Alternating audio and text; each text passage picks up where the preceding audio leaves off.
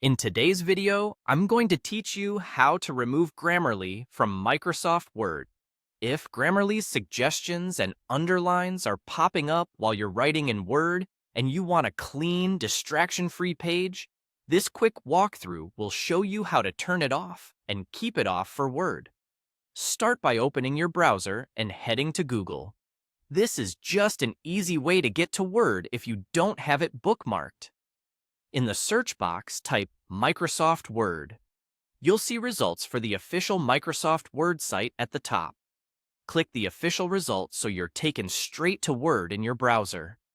Once you're on the Microsoft Word site, choose Create to open a new document. This gives us a blank page where the Grammarly interface is easy to spot. If you're prompted to sign in, go ahead and sign in as you normally do so you can access the editor. With the document open, look for the small green dot on the Word page. That dot is the Grammarly indicator.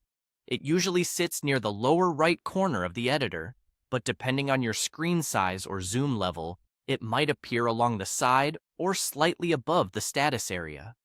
Give the page a few seconds if you don't see it right away, as the Grammarly interface can take a moment to load after the document opens.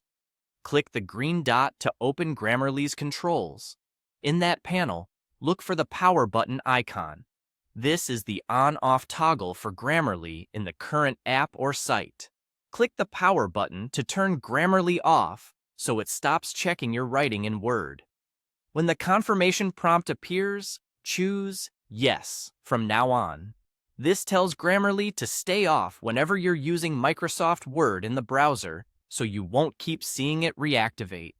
After you confirm, the Grammarly underlines and side suggestions should disappear, and you'll be editing in Word without the extra overlays.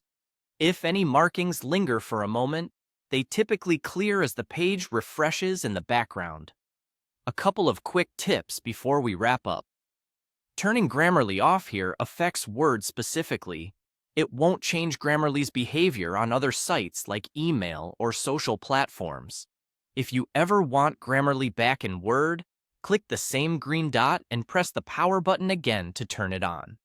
Also, if your window is very narrow, you may need to scroll or slightly zoom out to spot the Grammarly widget. That's it.